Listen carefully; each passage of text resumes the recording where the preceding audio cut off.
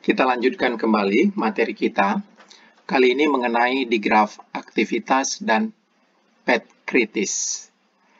Ini biasanya terjadi dalam penjadwalan suatu tugas dalam suatu proyek, di mana suatu proyek dibagi menjadi beberapa subproyek yang disebut aktivitas ataupun kegiatan, dan aktivitas-aktivitas ini saling berhubungan serta aktivitas ataupun kegiatan tertentu tidak dapat dimulai jika kegiatan-kegiatan yang lain belum selesai.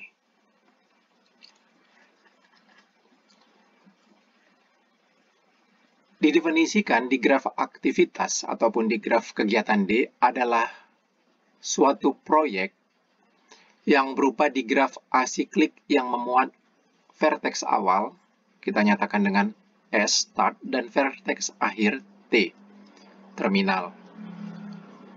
Vertex lain di dalam digraf aktivitas D berpadanan, dan kita beri label dengan aktivitas kegiatan. Vertex lain dari digraf D berpadanan diberi label aktivitas kegiatan. Kemudian vertex X diarahkan ke vertex V, vertex awal, vertex start diarahkan ke vertex V, jika kegiatan V dapat dimulai sebelum kegiatan lain selesai. Artinya vertex V ini tidak memerlukan suatu kegiatan lain dulu. Kemudian, suatu vertex W diarahkan ke T jika tidak ada kegiatan lain yang memerlukan kegiatan W sebelum kegiatan itu dimulai. Ini berarti ini vertex W ini kita arahkan ke vertex akhir atau vertex terminal. Selanjutnya, suatu vertex X di graf D diarahkan ke vertex Y jika dan hanya jika tidak ada kegiatan lain yang dilakukan sebelum X selesai dan Y dimulai. Kemudian kita memiliki parameter TW. T menyatakan waktu yang diperlukan untuk menyelesaikan kegiatan W. Kegiatan pada vertex W. Waktu yang diperlukan pada vertex start, vertex awal, serta waktu pada vertex terminal kita set dengan nilai 0. Contoh digraf kegiatan adalah sebagai berikut. Misalkan kita memiliki kegiatan ABCDF. Kegiatan ABCDF. Dengan lama kegiatan masing-masing sebagai berikut. Lama kegiatan A10, B7, C5, dan seterusnya. Kegiatan A dapat dilakukan tanpa memerlukan pendahuluan. Kegiatan B juga dapat dilakukan langsung tanpa ada pendahulu. Kegiatan C dapat dilakukan bila kegiatan A telah selesai. Kegiatan D dapat dilakukan bila kegiatan C telah selesai. E dapat dilakukan setelah B dan C selesai. F dapat dilakukan setelah D dan E selesai. Nah, dalam kasus ini kegiatan S diarahkan ke kegiatan A dan B. Kenapa? Karena A dan B dapat dimulai tanpa harus menunggu kegiatan lain selesai. Jadi ini kegiatan awal diarahkan ke A dan B. Ini kegiatan A, ini kegiatan B. Nggak memerlukan pendahulu. Seperti tadi, tidak memerlukan pendahulu. Kemudian, kegiatan C, ini kita lihat kegiatan C, memerlukan pendahulu A. Setelah selesai A, baru dapat dilakukan C. Jadi, C ada setelah A. Waktu lama kegiatan C, 5. Kegiatan D dapat dilakukan setelah kegiatan C selesai. Jadi D setelah C. waktunya 3. Kegiatan E dapat dilakukan setelah B dan C selesai. Ini ya, kegiatan E harus menunggu kegiatan B dan C selesai. E, B, dan C selesai. Kegiatan E, lamanya waktu kegiatan E ini 3. Kegiatan F, setelah kegiatan D dan E selesai. F, setelah D dan E selesai. Lamanya 1. Perhatikan di sini kegiatan F dan B. Ini B enggak, ini harusnya kegiatan F. Tidak ada kegiatan yang lain yang memerlukan kegiatan F sebelum kegiatan itu dimulai. Ini ya, kegiatan F tidak ada yang memerlukan pendahulunya F di sini. Pendahulunya F tidak ada. Jadi ini B-nya enggak ya. Ini B enggak. Karena hanya F saja. Kegiatan F diarahkan ke T karena tidak ada kegiatan lain yang memerlukan kegiatan F sebelum kegiatan tersebut dimulai.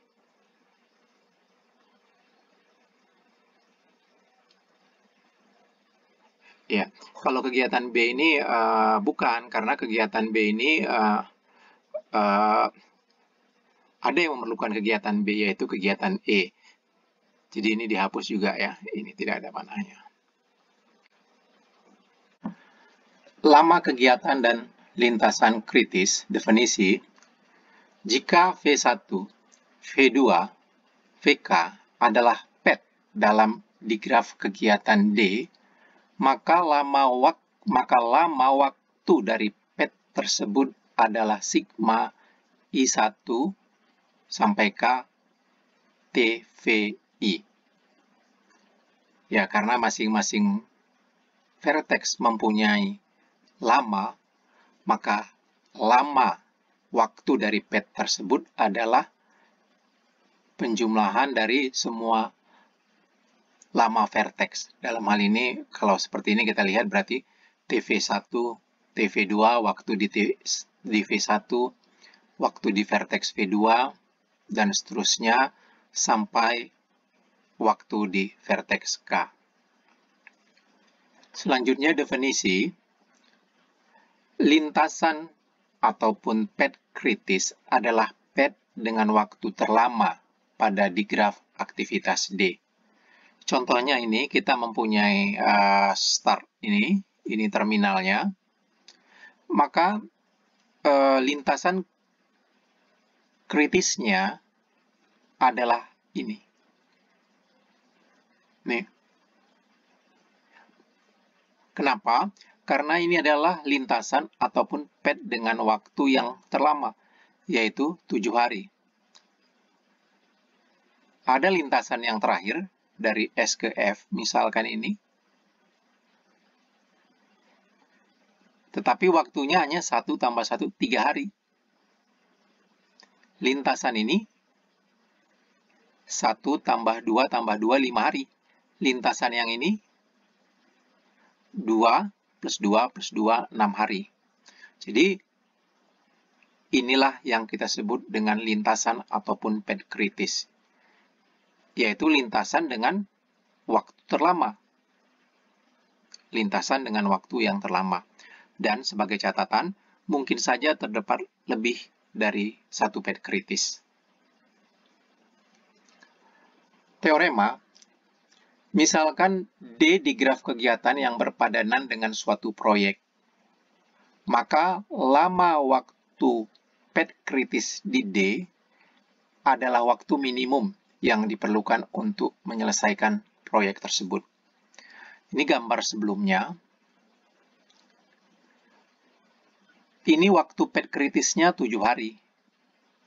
PET kritisnya 7 hari.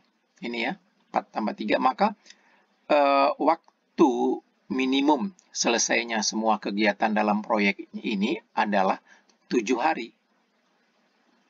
Yaitu lama waktu PET kritis. lama waktu dari PET kritis. Jadi lama waktu mengerjakan proyek ini adalah 7 hari. Oleh karena itu penentuan PET kritis, formulasi masalahnya diberikan di graf kegiatan D dengan vertex awal S dan vertex akhir T. Dan kita nyatakan dengan menggunakan TV ini adalah notasi waktu untuk menyelesaikan tugas kegiatan V pada vertex V. LV waktu terlama pada PET S dari PET awal ke V, yaitu LV maksimum dari LU plus TV, di mana UV elemen H di graf D. Kemudian NV banyaknya vertex yang adjacent ke V yang belum dilabeli. Jika V tidak sama dengan S adalah vertex di D, maka V dilabeli hanya jika setiap vertex yang adjacent ke V telah dilabeli. Label vertex V adalah LV. Jika suatu vertex V telah dilabeli dengan LV, didefinisikan parent V adalah U-aksen, yaitu vertex sehingga LV sama dengan LU-aksen plus TV, dan U-aksen adalah vertex yang adjacent ke V. Ini berarti U-aksen adalah vertex yang mendahului V dengan waktu PET SV terlama. Proses pelabelan vertex akan selesai bila vertex terminal T telah dilabeli. Nah, ini masalah penentuan PET ataupun lintasan kritis. Ini algoritmanya, algoritma lintasan kritis. Nanti kita akan ikuti algoritma ini. Ya, mungkin ada baiknya Anda baca. Untuk setiap vertex V, bukan vertex awal, misalkan NV sama dengan IDV, in degree dari V. Kemudian set antrian, himpunan antrian key, himpunan kosong. Kemudian labeli vertex E. Dan update NV untuk setiap vertex V yang adjacent dari S. Vertex V dengan NV sama dengan 0 ditambahkan ke key, yang berisi vertex-vertex yang siap untuk dilabeli. Kemudian LS, saya baca aja ini sama dengan 0. Untuk setiap vertex V di D, sehingga SV elemen H dalam D, NV kita kurangin dengan 1, sehingga NV yang baru adalah NV kurang 1, paran V S, dan jika NV sama dengan 0, tambahkan V ke key. Langkah keempat, hapus vertex W dari key dan LW sama dengan maksimum LU tambah TW, di mana UW elemen H dari graf D. Misalkan U-aksen adalah vertex sehingga LW sama dengan LU-aksen plus TW, maka parent W adalah U-aksen. Untuk setiap vertex V sehingga WV elemen D, dikurangi derajatnya NV sama dengan NV kurang 1. Jika NV sama dengan 0, tambahkan V ke Q. Proses pelabelan, artinya proses pelabelan ini adalah kita balik lagi ke langkah 4, dilanjutkan hingga vertex terminal T telah dilabeli. Dia balik ke 4 sampai selesai. Sebagai contoh untuk latihan kita adalah sebagai berikut. Ini adalah suatu digraf kegiatan yang kita ambil dari buku Chartrand. Kita ingin mencari lintasan kritis, yaitu dengan lintasan dengan waktu terlama. Pertama, kita lakukan inisialisasi. Inisialisasi ini dia lihat inisialisasi ya, untuk setiap vertex bukan anggota, bukan S, bukan vertex awal. Misalkan NV-nya adalah in degree dari V. Jadi NV diisi dengan in degree dari V atau derajat masuk dari V. Itu langkah pertamanya. Jadi kita buat dulu sini NV1, NV2, NV3 sampai ada sejumlah berapa vertex di sini, ada sampai dengan 8 vertex, sampai dengan ditambah dengan vertex akhir ada 9. Kita tentukan semua N-nya. NV1 berapa? NV1 1. NV2 berapa? Derajat masuknya. NV2 ini lihat panah masuknya. 1. NV3 berapa? Lihat panah masuknya. Ketiga, ke vertex 3 ini. 2. NV4 berapa? Lihat panah masuknya. 1. NV5 berapa? Derajat masuknya. Ini ada panahnya 2. 2. NV7 berapa? Ini V7. Lihat panah masuknya ada 2. Demikian seterusnya. Dan kemudian kita set himpunan antrian, himpunan vertex yang antri untuk dilabeli. Kita nyatakan dengan key, di mana saat ini key-nya pada awalnya kita nyatakan masih belum ada anggotanya, jadinya key himpunan kosong. Inilah awalnya. Langkah selanjutnya adalah seperti berikut, dapat Anda lihat. Melabeli S, yaitu LS sama dengan 0. Kita labeli S. Nah, kalau untuk dalam graf ini, di dalam graf ini kita lihat, menentukan vertex yang telah dilabeli, yaitu langkah pertama ini kita labeli. S telah dilabelin di dalam tabel. Kemudian menentukan label S, yaitu LS sama dengan 0 dan tanpa parent. Kemudian ini langkahnya, ini berikutnya apa? Update nilai NV dengan NV kurang 1. Ini dia langkah ketiga. Update nilai NV dengan NV kurang 1 untuk vertex V yang adjacent dari S. Ini keterangannya. Yang adjacent dari S adalah V1 dan V2. Yang adjacent dari S adalah V1 dan V2. Nah, ini kita update nilainya. Degree-nya. Degree dari NV1 dan NV2. Kita kurangi 1, sehingga jadinya 1 kurang 1, 0. 1 kurang 1, 0. Ini update nilainya.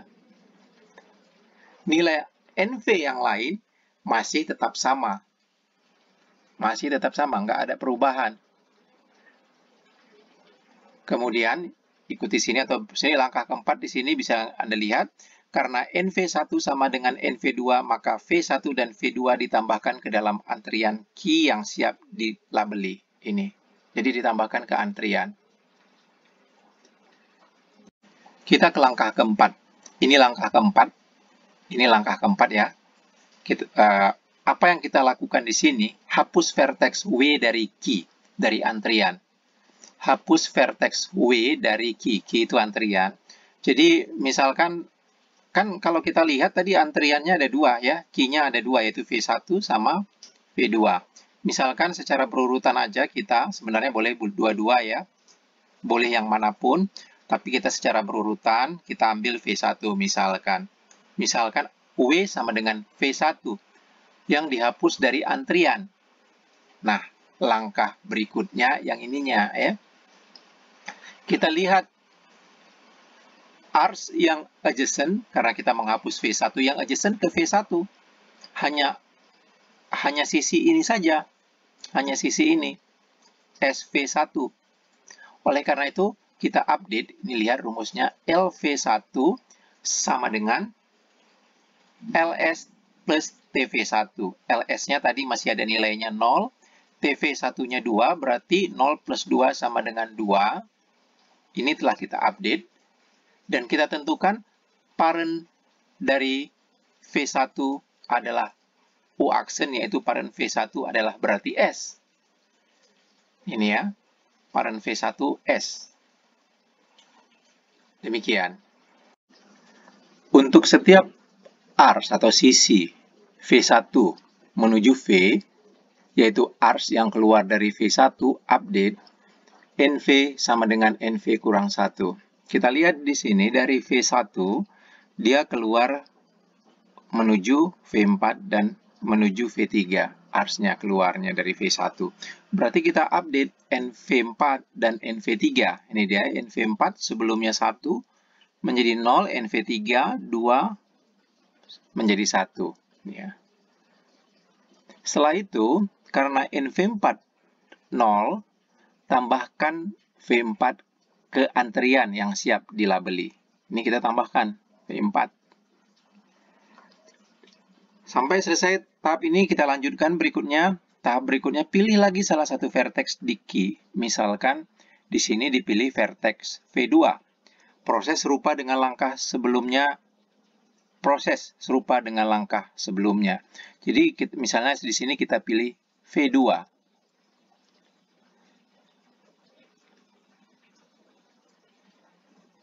Hanya terdapat satu sisi yang adjacent ke V2, yaitu sisi ini dari S ini ya, dari S hanya ada satu sisi.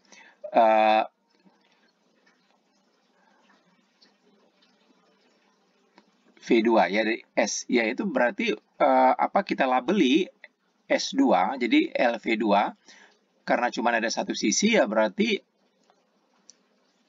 LS plus TV2. Length V2 adalah length S plus time V2. LS tadi 0, TV2 ini 1, berarti menjadi 1 ini. Kita beri nilai LV-nya 1 dan parent V2 S. Oke ya. Berikutnya apa? Kita cari vertex yang adjacent dari V2. Adjacent dari V2 ke V3 dan V6. Kita update berarti nilai V3 dan V6. Kita update nilai V3, V6. Tadinya di sini lihat V3-nya 1 menjadi 0, V6-nya 1 menjadi 0. Yang lainnya tetap, tinggal dicatat lagi. Kemudian kita masukkan, karena ini 0, 0, kita masukkan ke antrian. Kita masukkan ke dalam antrian. V3 dan V6. Jadi antriannya V3, V4, V6. Berikutnya, pilih lagi salah satu vertex di V3, V4, V6 yang akan dilabeli. Yang akan kita labeli. Misalnya pilih. Misalkan V3 ini ya. Saya lihat ini V3 harusnya. Misalnya V3 akan ditentukan LV3 dan parent V3.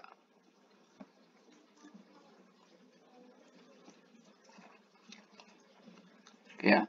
Terdapat dua arcs yang ke V3, yaitu V1 dan V2.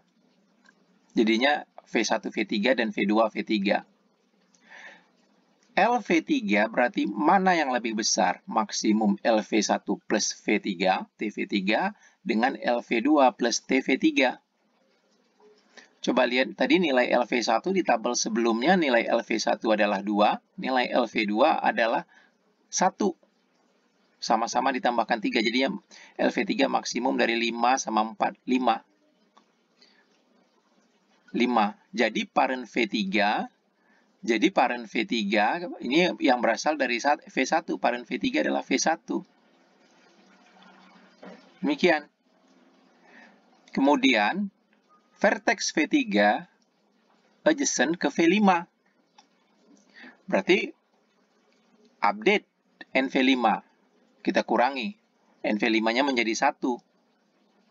Tidak ada vertex yang ditambahkan ke key karena tidak menjadi 0. Demikian seterusnya, ulangi langkah hingga vertex terminal P telah dilabeli. Kemudian identifikasi lintasan kritisnya. Kita peroleh tabel akhir sebagai berikut. kita peroleh panjang pad kritis. Panjang pad kritis itu adalah pad yang terpanjang dari S ke T adalah 10. Panjang pad terpanjang itu adalah menjadi lama waktu tercepat agar kegiatan semuanya selesai. 10 panjangnya dari S ke T ini. Apa lintasan kritisnya? Bisa kita cek di sini. Kita cek dari terminal. Kita cek di sini. T-nya, ya ini 10. LT-nya, panjang lintasan kritis atau panjang pad kritisnya 10 ini. Bagaimana dengan lintasan kritisnya? Ya bisa kita lihat. T parentnya V7. Jadi T, ini saya turut, T parentnya V7. Kita cek lagi di sini. V7 parentnya V5. V5 parentnya, ini kita lihat di sini, V3.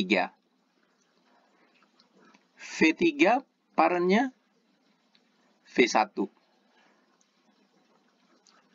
V1 parentnya S. Inilah lintasan kritisnya. Jadi ini mungkin kita ada kekeliruan. Bukan ini ya. Ini lintasan kritisnya. Pad kritisnya.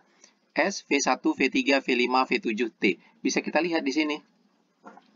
S, V1, 2, V3, 5, maksudnya ini 2 tambah 3 ya. V3, kemudian V5, 6, V7, 10, sampai dengan T. Jadi, panjang pad kritisnya adalah 10. Lintasan kritisnya adalah S, V1, V3, V5, V7, T.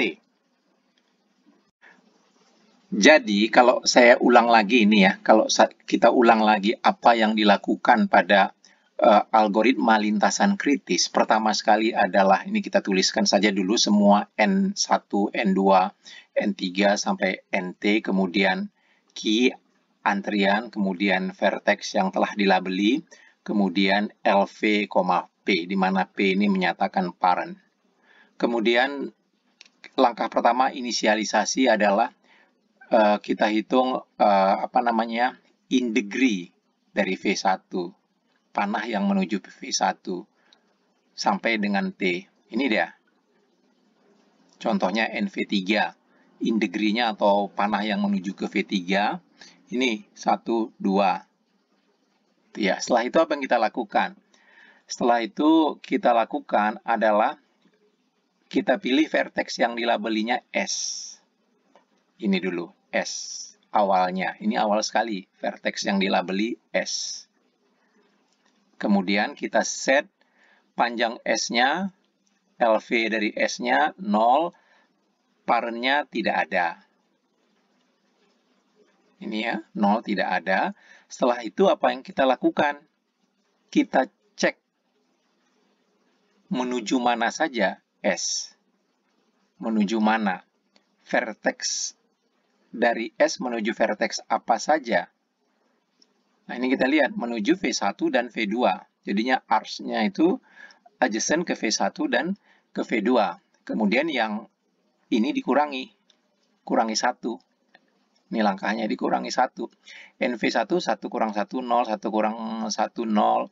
Setelah dikurang 1, bila 0, kita masukkan ke antrian key. V1, V2 masuk antrian key. Oke, kemudian ke baris berikutnya. Kita keluarkan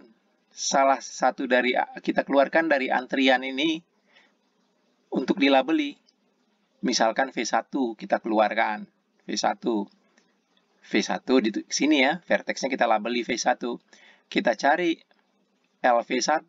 LV1 adalah dari mana saja V1 itu? Ditambahi dengan TV1. Ini ya, dari mana V1 itu yang menuju ke V1 kan dari S. Berarti apa? LS 0 tambah TV1 2 berarti LV1 2. Berarti parennya si S. Gitu. Kemudian, V1 kemana saja dari V1? Dari V1 ke V4 dan V3. V4 dan ke V3. Kita kurangi NV4 dan NV3. Ini 2 menjadi 1, 1 menjadi 0. Terus kita lihat, apakah ada yang nilainya 0? Bila ada, kita masukkan ke antrian. Makanya di sini, masuklah ke antrian si V4. Masuk ke antrian si V4. Setelah itu, ke baris berikutnya, kita pilih lagi vertex yang untuk dilabeli. Dalam hal ini kita pilih aja V2. V2, vertex yang kita hapus dia dari antrian. Kalau akan dilabeli, hapus dari antrian V2-nya. Berarti yang adanya V4 aja tinggal di sini ya. V2-nya hapus. Ke sini V2-nya. Ya, V2 dari mana saja? V2 dari mana? Yang menuju V2 dari S. V2 ini kan dari S. Ya, berarti LV2 adalah, karena hanya cuma satu ya, LV2 adalah LS plus TV2. LS-nya 0, TV2-nya 1, berarti 0, 1, 1. Nih. LV2-nya 1, parennya S. Lanjut ke baris berikutnya. Kita hapus V3 dari antrian. Tulis di sini, vertex yang telah dilabeli V3. Ini ya, V3. V3 dari mana? Ars yang menuju V3 dari vertex mana saja? Dari V1, V2. Dari V1, V2. Berarti kita V1 kita cari mana yang lebih besar. LV1 tambah TV3 apa LV2 tambah TV3? Karena ini ada 2 ini ya. Mana yang lebih baik? Ini kita pilih. Kita pilih. LV1 tadi udah kita ketahui nilainya 2. LV2 1. Berarti yang lebih besar dari sinilah, dari V1 berarti 2 plus T-nya 3. 5. Karena berasal dari V1, parennya V1. Parennya V1. Kemudian dari V1 adjacent atau menuju kemana saja dari V1?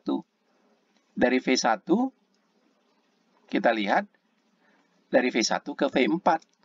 Berarti NV4 dikurangi 1. NV4 dikurangi 1. NV4 dikurangi 1, ini menjadi 1. Tidak masuk ke dalam antrian karena nggak 0. Ini ya. Berikutnya misalkan lagi ini V4 kita labeli. Kita hapus dari antrian V4. V4 dilabeli. Sekarang kita mau mencari nilai LV4. LV4 dari mana? Vertex yang adjacent ke V4. Dari V1. Ya, berarti dari V1 berarti LV4 adalah LV1 tambah TV4. LV1, kita lihat di sini 2. TV4-nya 2. Berarti 2 tambah 2, 4. Parennya V1. Setelah itu, V4 adjacent atau menuju mana? V4 menuju ke V7. Berarti V7 N-nya dikurangi 1. V7 N-nya dikurangi 1 ini. Menjadi 1. Tidak 0. Tidak tertambahin ke antrian. Kita ke V6. Sekarang V6 dihapus. Ini jadi antriannya kosong ya. V6 ke sini dilabeli. Kita cari LV6. V6 yang adjacent ke V6 dari mana saja? Yang dekat ke V6 dari mana? V6 yang adjacent ke V6 adalah dari V2. Berarti V6, length V6 adalah length V2 tambah 2. Length V2 1. tambah 2 berarti 3. Parennya V2. Parennya V2. Nah, kemudian V6 adjacent kemana? V6 adjacent ke V5. N-nya si V5 dikurangi. N V5 dikurangi menjadi 0.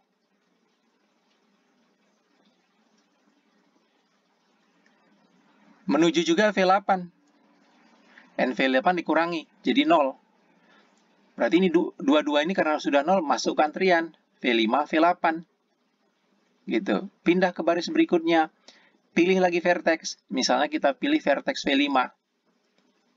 Yang akan dilabeli. Kita cari V5. LV5.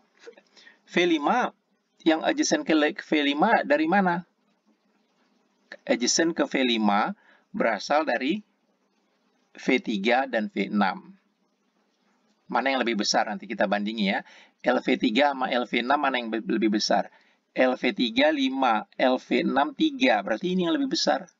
5. 5 ditambahkan dengan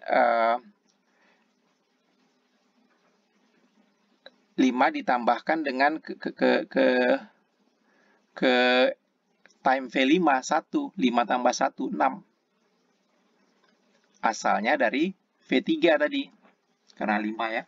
Kemudian V5 menuju ke mana saja? V5 menuju ke V7. V5 menuju V7. V7 berarti dikurangin. Dari 1 menjadi 0. 1 menjadi 0. Ya ini yang sudah 0, 0 nggak usah kita tulis lagi ya. Yang sudah 0 tadi semua ini nggak usah ditulis lagi. Ini menjadi 0. Kemudian berarti V7 dimasukkan ke dalam antrian. Misalkan kita pilih lagi ke baris berikutnya V7. V7 dari mana saja? V7 dari V4 dan V5. Mana yang lebih besar? L-nya. V4 dengan V5. V4 dengan V5. 6 sama 4. Besaran V5. 6. V5 kan 6. Berarti ditambahi dengan time-nya V7. 4. 6 tambah 4. 10. Berasal dari V5. V5 menuju ke mana? V5 menuju ke V7. Sorry, V7 menuju ke mana?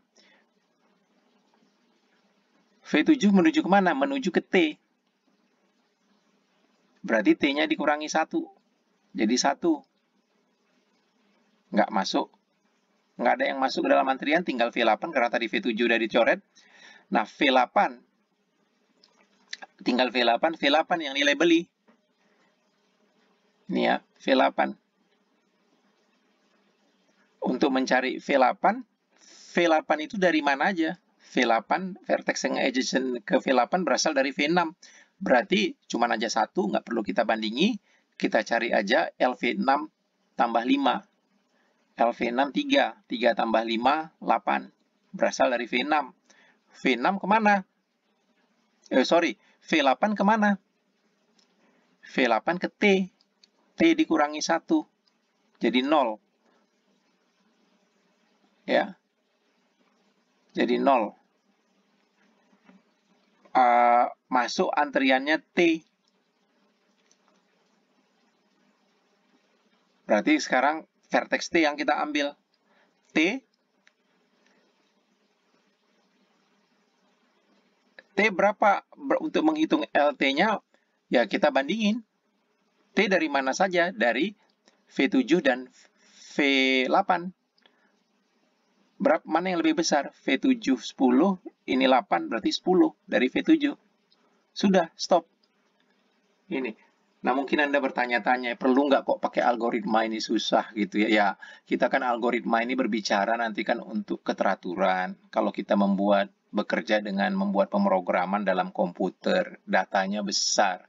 Itu perlu algoritma supaya bukan kita yang melaksanakan tetapi komputer. Tapi kalau datanya kecil seperti ini, Anda mau lihat-lihat saja sih, sebenarnya bisa. Pet kritis adalah pet dengan waktu terpanjang. Bisa Anda lihat-lihat ini ya. Ini kira-kira gitu ya. Kira-kira mungkin lebih cepat ya. Bisa saja. Oke, terima kasih.